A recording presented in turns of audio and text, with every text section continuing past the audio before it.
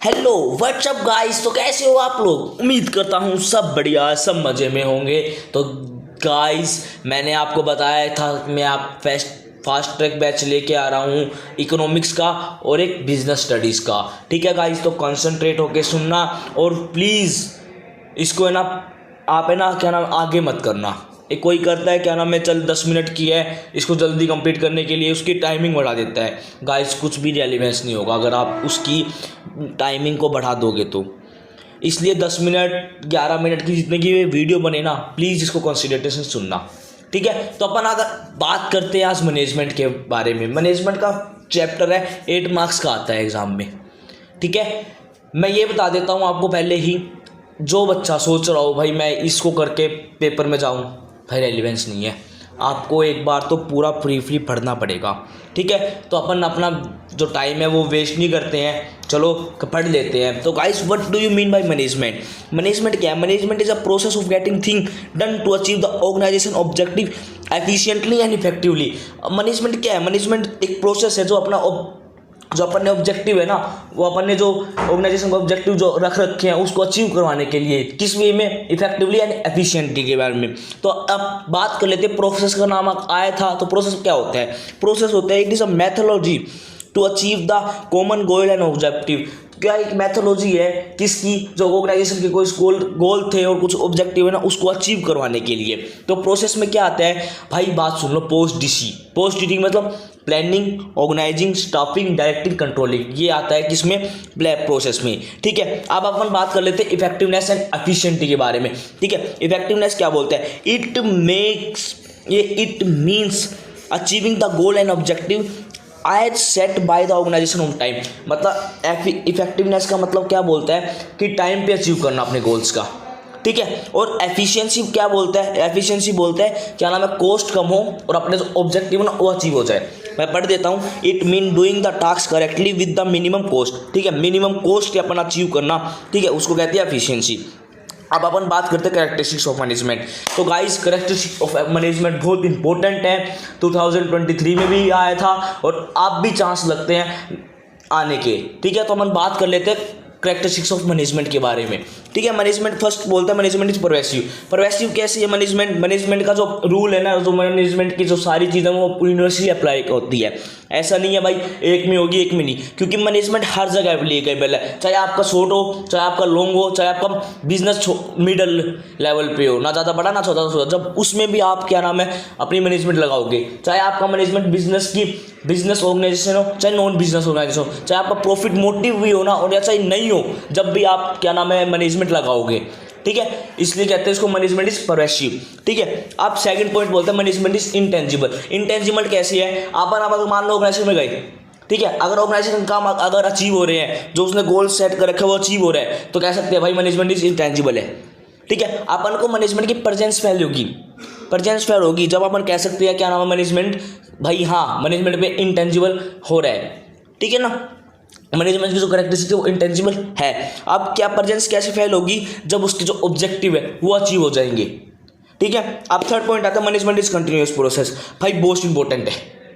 ठीक है, management is continuous process. Management is continuous mean never ending process. Continuous का मतलब है नेवर एंडिंग प्रोसेस, क्योंकि प्रोसेस कौन सा? Process planning, organising, staffing, directing and controlling, वो क्या है लगातार चलते रहेंगे। Series of process will be performed on the recurring basis. जो सीरीज ऑफ प्रोसेस है ना वो है ना परफॉर्म होती रहेगी क्या, रिक्यूरिंग बेसिस पे। ठीक है, अब फोर्थ पॉइंट बात करता है management is a group activity. Management is not a process of single person. Management है ना वो एक ही पर्सन नहीं चला सकता, उसमें डिफरेंट इंडिविजुअल लगे रहते हैं उसके अंदर। वो क्या करते हैं, हेल्प करते हैं, अचीव करवाते हैं किसका, गोल का। अगर उनका मोटिव हो गया जो बिजनेस को अचीव करवाने का, तो फिर उसको बेनिफिट किसका मिलेगा, उनको अपने पर्सनल ऑब्जेक्टिव का भी बेनिफिट मिलेगा। ठीक है गाइस, तो इसमें बोलते हैं it is an effort of group of people. ये एक एफर्ट है किसका, ग्रुप ऑफ पीपल का, किसका कंप्लीट करवाने का। Objective can not be achieve through without team work and coordination with each other in the common direction. मतलब क्या नाम अगर है ना क्या होगा, अपने ऑब्जेक्टिव है ना कब अचीव नहीं होंगे, अगर कोई एम्प्लॉइज है वो अपने टीम वर्क में काम नहीं कर रहा, कोऑर्डिनेशन क्रिएट नहीं कर रहा ना, तो अपने ऑब्जेक्टिव कभी भी कंप्लीट नहीं हो सकती है। अब इसमें फिफ्थ पॉइंट बोलते हैं management is a dynamic function. Management is dynamic function क्या है? मैनेजमेंट है ना वो has to change itself according to their environment के अकॉर्डिंग अगर मैनेजमेंट चेंज होता रहेगा ना, तो मैनेजमेंट के ऑब्जेक्टिव है ना वो भी बढ़ते रहेंगे, ठीक है, वो भी अचीव होते रहेंगे, ठीक है गाइस। अब अपन बात करते हैं मैनेजमेंट इज मल्टी डायमेंशनल में 3 पार्ट आते हैं, management of work, management of people और मैनेजमेंट ऑफ ऑपरेशन। तो मैनेजमेंट ऑफ क्या नाम है वर्क बताता है कि हर ऑर्गेनाइजेशन है ना अगर मार्केट में आई है ना तो कुछ ना कुछ काम करने के लिए आई है। ऐसे नहीं है भाई कोई ऑर्गेनाइजेशन आ रही है तो कुछ काम नहीं कर रही, नो, वो काम कर रही है, उसके भी कुछ ना कुछ ऑब्जेक्टिव है, उसने भी कुछ ना कुछ अपने पर्सनल ऑब्जेक्टिव बना रखे हैं, उसने भी कुछ ऑर्गेनाइजेशन का ऑब्जेक्टिव बना रही है, वो कंप्लीट करने के लिए आई है, ठीक है, उसको कहते हैं मैनेजमेंट ऑफ वर्क, ठीक है। अब अपन बात करते हैं मैनेजमेंट ऑफ पीपल। भाई आपको पता है डिफरेंट ऑर्गेनाइजेशन के डिफरेंट पीपल अपन अपनी ऑर्गेनाइजेशन में लगाते हैं, उनका डिफरेंट पर्सनल ऑब्जेक्टिव रहता है, ठीक है ना, समझ रहे हो ना। तो उसको अगर एम्प्लॉइज है ना, एम्प्लॉइज को अपने पर्सनल ऑब्जेक्टिव कंप्लीट करने हैं ना, तो फर्स्ट ऑफ ऑल उसको अपने जो कंपनीज के जो ऑब्जेक्टिव है ना वो कंप्लीट करने पड़ेंगे, ठीक है। Manager should try to capitalise the strength of their employees and make the worker negligible. मतलब क्या नाम है इसमें बता रहा है कि ना मैनेजर को है ना एफर्ट लगाने पड़ेंगे, उसको क्या नाम है कैपिटलाइज करनी पड़ेगी अपनी स्ट्रेंथ किसकी, एम्प्लॉइज की, किसके लिए कि और क्या नाम है जो वो काम कर सके, और उनकी जो वीकनेस है ना उसको अवॉइड करना पड़ेगा। अब मैनेजमेंट ऑफ ऑपरेशन क्या कहता है? Operation mean process that is how convert the raw material into input. मतलब प्रोसेस अपन को वो ऑपरेशन वो है रॉ मटेरियल को कन्वर्ट करना फिनिश प्रोडक्ट में, ठीक है।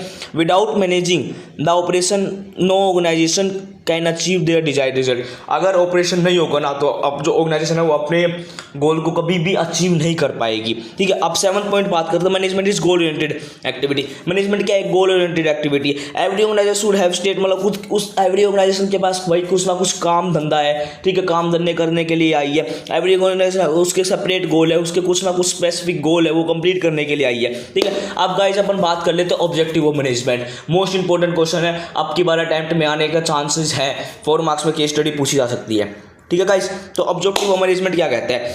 Objective are the main point which every organisation want to achieve. Objective वो होते हैं जो हर ऑर्गेनाइजेशन का अचीव करना चाहती है, ठीक है। ऑर्गेनाइजेशन ऑब्जेक्टिव क्या कहते हैं? ऑर्गेनाइजेशन ऑब्जेक्टिव क्या है? Manager has a duty to set out the different objective to be achieved by performing activity. क्या है? मैनेजमेंट के पास एक ड्यूटी है, सेट आउट क्या नाम है क्या करे भाई अपने डिफरेंट ऑब्जेक्टिव है ना उसको कंप्लीट करे, ठीक है। अब इसमें आते हैं सर्वाइवल, प्रॉफिट और ग्रोथ। सर्वाइवल कैसी होगी? अगर कोई ऑर्गेनाइजेशन है वो अपने रिवेन्यू के हिसाब से, ठीक है, और अपना कमा रही है ना, तो अपन कह सकते हैं भाई वो सर्वाइव करेगी। और फर्स्ट ऑफ ऑल ऑर्गेनाइजेशन कोई भी मार्केट में एंटर कर रही है ना वो सबसे पहले सर्वाइवल की सोचेगी। प्रॉफिट कमाना उसका सेकंड मोटिव है, ठीक है, वो सबसे पहले सर्वाइव करेगी, फिर उसके पास profit is the backbone of every organisation. कोई भी अगर धंधा कर रहा है तो भाई वो प्रॉफिट के बिना चल नहीं सकता, क्योंकि प्रॉफिट नहीं होगा तो वो सैलरी कैसे देगा एम्प्लॉइज को। तो profit is the most important, ठीक है। अब एक लाइन है इसमें, more profit more risk, no profit no risk, ठीक है गाइस। और अब अपन बात कर लेते हैं ग्रोथ के बारे में। ग्रोथ कैसी होगी भाई ऑर्गेनाइजेशन की? अगर ऑर्गेनाइजेशन के नंबर ऑफ एम्प्लॉइज बढ़ रहे हैं, ऑर्गेनाइजेशन आज मान लो जयपुर में है, ठीक है, कल अमृतसर खुल रही है, तो कह सकते हैं भाई ग्रोथ है, ठीक है। और मान लो क्या नाम है जो ऑर्गेनाइजेशन उसने नया प्रोडक्ट लॉन्च कर दिया, अपन कह सकते हैं भाई उसकी ग्रोथ है। हमें organisation want to achieve a reputation in the market for a long term. अब ऑर्गेनाइजेशन है वो क्या करेगी, एक क्या नाम है अपनी जो रेपुटेशन है वो जनरेट करेगी, क्योंकि सर्वाइवल के लिए, किसके लिए? फॉर लॉन्ग टर्म के लिए। अब है पर्सनल ऑब्जेक्टिव, ठीक है। पर्सनल ऑब्जेक्टिव क्या है? Human workforce are to be considered as an asset of the organisation. Human जो ऑर्गेनाइजेशन है ना वो क्या कहते हैं, वो उसको क्या कहते हैं? एसेट। आपको पता ही है भाई, जैसे कि डिफरेंट इंडिविजुअल उसमें काम करती हैं, वो एक कॉमन डायरेक्शन में चलते हैं, कोऑर्डिनेशन बना के चलते हैं, उनका ऑब्जेक्टिव कंप्लीट करवाना। तो क्या नाम है जो ऑर्गेनाइजेशन है उनको भी इनकी हेल्प करनी चाहिए, जो इनके जो पर्सनल ऑब्जेक्टिव है ना वो अचीव हो जाए। अगर कंज्यूमर जो अगर अपने एम्प्लॉयज हैप्पी है ना तो अपन कह सकते हैं कि अपने भाई personal objective are achieved. Okay guys, अब बात करते हैं अपन गाइस सोशल ऑब्जेक्टिव की। सोशल ऑब्जेक्टिव क्या है? Every organisation work in a society and deal with the society. हर ऑर्गेनाइजेशन क्या है, जो क्या नाम है, वो है ना सोसाइटी के साथ ही काम करती है, उनके साथ ही डीलिंग करती है, परचेजिंग, सेलिंग एक्सेट्रा जो भी वो एक्टिविटीज करती है सोसाइटी के साथ करती है। तो एक मोटिव होना चाहिए किसका, ऑर्गेनाइजेशन का, कि ना वो सोसाइटी के लिए भी कुछ करे, ठीक है ना गाइस। अब अपन बात करते हैं लेवल ऑफ मैनेजमेंट के बारे में। लेवल ऑफ मैनेजमेंट होती है 3, top level, middle level, lower level, ठीक है। टॉप लेवल कहते हैं टॉप मोस्ट अथॉरिटी को, ठीक है। इसमें क्या क्या आते हैं? सीईओ, सीएफओ, सीओओ एक्सेट्रा, मतलब chairman, vice chairman, president, vice president, ये सब इसमें आते हैं, ठीक है। इनका मेन ऑब्जेक्टिव क्या आता है? ये प्लान बनाते हैं किसके लिए? पूरी ऑर्गेनाइजेशन के लिए। एक स्पेशल ऑर्गेनाइजेशन के लिए नहीं, पूरी ऑर्गेनाइजेशन के लिए क्या बनाते हैं? प्लान बनाते हैं। और इनका गाइस क्या होता है, ये ना ग्रोथ और स्ट्रेटेजी के बारे में सोचता है। और एक इनका बहुत लॉन्ग आवर्स कमिटेड रहता है, इनकी हाई सैलरी रहती है और हाई रेम्यूनरेशन, सॉरी सैलरी नहीं, सैलरी तो अपन एम्प्लॉइज को देते हैं, इनकी रहती है रेम्यूनरेशन, और ठीक है। और एक इनकी जो जॉब है ना वो बहुत ही कॉम्प्लेक्स रहती है। अब अपन बात कर लेते हैं मिड लेवल मैनेजमेंट की। ये एक ब्रिज है, किसका? टॉप लेवल और एक लोअर लेवल के बीच में ब्रिज है। जो प्लान, जो स्ट्रेटेजी ऊपर टॉप लेवल वाले बनाते हैं ना, तो ये इनको हेल्प करवाती है कि ये तुम फॉलो करो, ठीक है। और ये क्या करती है? कोऑर्डिनेशन क्रिएट करती है इनके बीच में, एम्प्लॉयज के बीच में, उनको मोटिवेट करती है, भाई तुम मोटिवेट करो, अच्छा भाई तुम प्रॉफिट कमाओ, ठीक है गाइस। इसके अंदर क्या क्या आते हैं, क्या नाम है? Divisional heads, section in charge, sales manager और प्रोडक्शन मैनेजर इसके अंदर आते हैं, ठीक है। अब अपन बात करते हैं लोअर लेवल मैनेजमेंट की। क्या नाम है? Also known as the supervisory and operation level. Lower level MCQ पूछ सकते हैं, क्या नाम है? सुपरवाइजरी लेवल मतलब किनको कहा जाता है, ठीक है। ऑपरेशन लेवल किसको कहा जाता है? ये क्या करते हैं? वेस्टेज को रिड्यूस करवाते हैं, ठीक है ना। और क्या नाम है? एक है ना सेफ्टी, मतलब implement the safety of worker के लिए, ठीक है। Control activity of worker and overlook their effort, और उनको कंट्रोल करते हैं इनकी एक्टिविटीज़ को, भाई जो एम्प्लॉयज़ को काम कर रहे हैं, जो प्रोडक्शन कर रहे हैं ना, मतलब जो नीचे लेवल में जो सामान बना रहे हैं, उनको देखते हैं, उनकी वेस्टेज कम करवाते हैं, ठीक है। ओके गाइस, अब अपन बात करते हैं नेचर ऑफ मैनेजमेंट की। 3 है, साइंस, आर्ट, प्रोफेशन, ठीक है गाइस। फास्ट चला रहा हूँ क्योंकि फास्ट ट्रैक बैच है, ओके। अगर आपको डिटेल पढ़नी है तो मेरे लेक्चर में जा सकते हो, आप डिटेल पढ़ सकते हो, ठीक है। मैं आपका एक मोटिव है, मतलब जैसे क्या नाम है भाई, रिवाइज करना, मतलब आपको गो थ्रू हो जाए, ठीक है गाइस। अब अपन बात करते हैं science. Science is the systematic body of knowledge which are based on cause and effect relationship. अब इसमें फर्स्ट पॉइंट आता है फ्लेक्सिबिलिटी फ्लेक्सिबिलिटी ऑफ प्रिंसिपल, ठीक है ना। फ्लेक्सिबिलिटी ऑफ प्रिंसिपल इसका फर्स्ट पॉइंट आता है। तो क्या होता है भाई, एक तो है ना, मतलब क्या नाम है, जो साइंस के जो प्रिंसिपल है ना, वो भाई थियोरटिकल होते हैं, और फ्लेक्सिबिलिटी होते हैं। फ्लेक्सिबिलिटी मतलब क्या नाम है, चेंज नहीं होते, कांस्टेंट और स्टैटिक्स रहते हैं। बट मैनेजमेंट के क्या, मैनेजमेंट में चीज चेंज होते हैं, अपन को सिचुएशन अपन को चेंज करने पड़ते हैं, क्या उसके जो मैनेजमेंट है वो, ठीक है ना। एप्लीकेबिलिटी एंड वैलिडिटी एप्लीकेबिलिटी मतलब क्या, तो साइंस के जो प्रिंसिपल है ना, वो भाई हर जगह यूनिवर्सल में क्या नाम है अप्लाइड है, पर मैनेजमेंट की नहीं है। अपन को सिचुएशन देखना पड़ेगा भाई, क्या है, मतलब कैसे अपन को प्रिंसिपल लगाना है, कौन सा इसमें सही करेगा, इन्वायरमेंट के हिसाब से कौन सा प्रिंसिपल, कौन सा मैनेजमेंट प्रिंसिपल सही लगेगा, ठीक है ना। अब इसमें कॉज एंड इफेक्ट रिलेशनशिप, भाई अगर साइंस के प्रिंसिपल कुछ ना कुछ कॉज एंड इफेक्ट रिलेशनशिप देते हैं, बट मैनेजमेंट के अगर अपन ने प्रिंसिपल लगा दिए तो अपन को पता नहीं है भाई क्या देगा ये, समझ रहे हो ना भाई। अपन को पता नहीं, अपन को बाद में उसको फ्यूचर में अगर अपने प्रिंसिपल सही लगा दे तो अपनी जो ऑर्गेनाइजेशन सही काम करेगी, नहीं तो उससे कुछ सीखेंगे फिर लगाएंगे, ठीक है गाइस।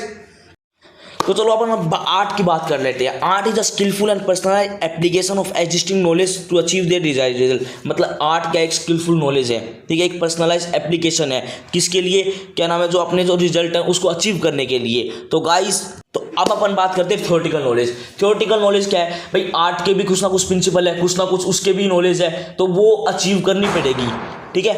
ऐसी मैनेजमेंट में भी उसके खुद प्रिंसिपल है, उनकी भी एक थ्योरी है, तो उनको भी अपन को सीखना पड़ेगा, ठीक है। अब अपन सेकंड पॉइंट बात करते हैं फ्लेक्सिबिलिटी एंड एप्लीकेशन और पर्सनलाइज एप्लीकेशन। हर कोई जो आर्ट यूज कर रहा है ना, वो कुछ ना कुछ डिफरेंट करेगा, ठीक है। कहीं किसी को भाई हिप हॉप डांस अच्छा करना आता है, तो किसी को कुछ और तरीके से डांस अच्छा करना आता है, ठीक है ना। तो ऐसे ही हर कोई जो कंपनी है ना, वो डिफरेंट प्रिंसिपल यूज करेगी, डिफरेंट कुछ ना कुछ उसकी नॉलेज यूज करेगी और अपने ऑर्गेनाइजेशन में लगाएगी, ठीक है ना। अब थर्ड पार्ट करते हैं practice make a man perfect. First of all मतलब क्या नाम है, जो अपन को अब जो आर्ट कर रहा है भाई, वो बार बार प्रैक्टिस करके उसको सीखेगा, ठीक है ना, उसके जो नॉलेज है वो अचीव करेगा। ऐसे ही मैनेजमेंट में अगर मैनेजमेंट मान लो कोई एप्लीकेशन लगा दिया, कुछ प्रिंसिपल लगा दिया, अगर वो फेल हो गई ना तो वो उससे सीखेगा कुछ और उसको रेनोवेट करके उसको नया बना के अप्लाई करेगा। ठीक है, अब अपन बात कर लेते हैं और इसमें कंक्लूजन निकलता है क्या, मैनेजमेंट इज एन आर्ट। ठीक है, एमसीक्यू आ सकता है मैनेजमेंट क्या है, आर्ट है, साइंस है, या फिर ऑल ऑफ दीज है, प्रोफेशन है। तो अपन बात करेंगे मैनेजमेंट इज ऑल्सो आर्ट। ठीक है, ओनली आर्ट पे टिक करके आना है। अब प्रोफेशन की बात कर लेते हैं। Profession is a combo of specialised knowledge manage by the professional association institution which has their own regulation and code of conduct. मतलब प्रोफेशनल क्या है, क्या नाम है, स्पेशलाइज्ड नॉलेज है जिनका खुद का ही एक इंस्टीट्यूशन होता है और खुद का ही एक रूल एंड रेगुलेशन होता है जो कि सबको फॉलो करना पड़ता है। अब इसकी कैरेक्टरिस्टिक्स या फिर अपन उसकी बात कर लेते हैं। तो फर्स्ट पॉइंट बोलते हैं रेस्ट्रिक्टेड एंट्री। भाई प्रोफेशन है, प्रोफेशन में रेस्ट्रिक्टेड एंट्री है। अगर आपको सीए करनी है तो आपको ICAI का पेपर निकालना पड़ेगा। ठीक है, मैनेजमेंट में कोई रेस्ट्रिक्टेड एंट्री नहीं है, कोई भी बंदा बन सकता है मतलब मैनेजर बनने के लिए कोई भी क्या नाम है एप्लीकेशन नहीं है, कोई भी इंस्टीट्यूट नहीं है, तो अपन मैनेजर बन सकते हैं। सेकंड पॉइंट आता है प्रोफेशनल एसोसिएशन। भाई एज अ डेफिनेशन ही बता रही है प्रोफेशनल एसोसिएशन है तो अपन को उसके जो रूल एंड रेगुलेशन वो फॉलो करने पड़ेंगे। ठीक है, मैनेजमेंट में कोई भी इनका प्रोफेशन नहीं बना है, कोई भी इनका इंस्टीट्यूशन नहीं है, तो अपन को कोई भी जो पर्सनल उसकी जो प्रोफेशनल एसोसिएशन है वो फॉलो नहीं करनी पड़ती। स्पेशलाइज नॉलेज, भाई बताया है क्या नाम है, स्पेशलाइज नॉलेज है। भाई सीए कर रहे तो भाई उसको सीए के बारे में बताया जाएगा। ठीक है, अब मैनेजर में क्या है, मैनेजर में किसी की भी स्पेशलाइज नॉलेज नहीं है, मतलब मैनेजमेंट में भी खुद का एक नॉलेज है, अपन को वो तो लेनी पड़ेगी जो मैनेजर कर रही है तो। ठीक है, और इसमें मोटिव तो भाई क्या नाम है, जो सीए मतलब जो कोई सीए कर रहा है तो उसका क्या मोटिव है, प्रॉफिट कमाना। बट कोई अगर मैनेजमेंट यूज़ कर रहा है ऑर्गेनाइजेशन में, मैनेजमेंट उसके तीनों ऑब्जेक्टिव कंप्लीट करने हैं, पर्सनल ऑब्जेक्टिव, ठीक है, आप उसके क्या नाम है खुद के ऑर्गेनाइजेशन ऑब्जेक्टिव और सोशल ऑब्जेक्टिव। ठीक है, तो अपन इसमें कह सकते हैं कि मैनेजमेंट है ना अभी प्रोफेशनल नहीं है पर इन फ्यूचर वो प्रोफेशनल बन सकती है। ठीक है गाइस, अब अपन बात करते हैं कोऑर्डिनेशन के बारे में। लास्ट टॉपिक है, इंपॉर्टेंट क्वेश्चन भी आ सकते हैं इसमें, 6 मार्क्स का भी पूछा भी जा सकता है। ठीक है गाइस, तो कोऑर्डिनेशन क्या होता है, an organisation is a combination of different department and function which are interlinked with each other. मतलब जो ऑर्गेनाइजेशन है वो कॉम्बिनेशन है डिफरेंट डिपार्टमेंट्स का। ठीक है, जो कि क्या करता है, हेल्प करता है उनके जो ऑब्जेक्टिव है वो भी अचीव करवाने के लिए। अब कैरेक्टरिस्टिक्स क्या है, इट इंक्रिएट ग्रुप इफेक्ट। कोऑर्डिनेशन है ना भाई ग्रुप इफेक्ट में चलता है, ऐसा नहीं है भाई एक ने कर दिया तो ठीक है, नहीं, कोऑर्डिनेशन हर डिफरेंट जो वाइज सेक्शन डिवाइड कर रखे, डिपार्टमेंट डिवाइड कर रखे, उन सब के अंदर कोऑर्डिनेशन रहता है, जब भी अपना जो अपने ऑब्जेक्टिव है ना वो अचीव कर पाएंगे। ठीक है, it is a continuous process. तो कंटिन्यूस प्रोसेस क्या है भाई, कोऑर्डिनेशन है ना एक बार करके नहीं छोड़ा जाता, इसको बार बार रिपीट करना पड़ता है, बार बार रिपीट करना पड़ता है कोऑर्डिनेशन को। ठीक है, coordination is pervasive process. Pervasive अपने मैनेजमेंट के बारे में पता क्या, उसकी प्रेजेंस फेल होगी। प्रेजेंस कैसे फेल होगी, अगर अपना जो ऑब्जेक्टिव वो कंप्लीट हो रहा है तो अपन कह सकते हैं भाई कोऑर्डिनेशन है इसके अंदर। ठीक है, अगर सारे एम्प्लॉयज एकजुट काम कर रहे हैं, एक कॉमन डायरेक्शन में चल रहे हैं तो अपन कह सकते हैं भाई कोऑर्डिनेशन अप्लाइड हो रहा है। ठीक है, कोऑर्डिनेशन। अब फोर्थ पॉइंट आता है, coordination is a responsibility of all manager. Coordination क्या है, पूरे रिस्पॉन्सिबिलिटी है और सब मैनेजर की। भाई हर जो बंदा जो प्रोडक्शन मैनेजर का हेड है, जो क्या नाम है प्रोडक्शन लेवल जो सेल्स लेवल का हेड है, वो भी कोऑर्डिनेशन बना के चलेंगे। अगर मान लो कोई सेल नहीं कर रहा और प्रोडक्शन होता जा रहा है तो कोऑर्डिनेशन नहीं है ना उसमें, तो प्रॉफिट कहाँ से कमाएगी, इसलिए उनको भी कोऑर्डिनेशन में कर चलना पड़ेगा। ठीक है गाइस, अब लास्ट पॉइंट आता है, कोऑर्डिनेशन इज अ डायलिब्रेट फंक्शन। भाई एवरी ऑर्गेनाइजेशन है वो हर मैनेजर है उसमें कुछ ना कुछ एफर्ट लगा रहा है उसकी जो ऑर्गेनाइजेशन को अचीव करवाने के लिए, तो अपन कह सकते हैं भाई ये भी डायलिब्रेट फंक्शन है। अब इंपॉर्टेंस ऑफ मैनेजमेंट मतलब कोऑर्डिनेशन। ठीक है, अब में ग्रोथ इनसाइट्स, अगर कोई भी बिजनेस है उसमें सारे एम्प्लॉयज़ अगर काम कर रहे हैं लगातार तो भाई वो ऑब्वियसली ग्रोथ में जाएगी ना।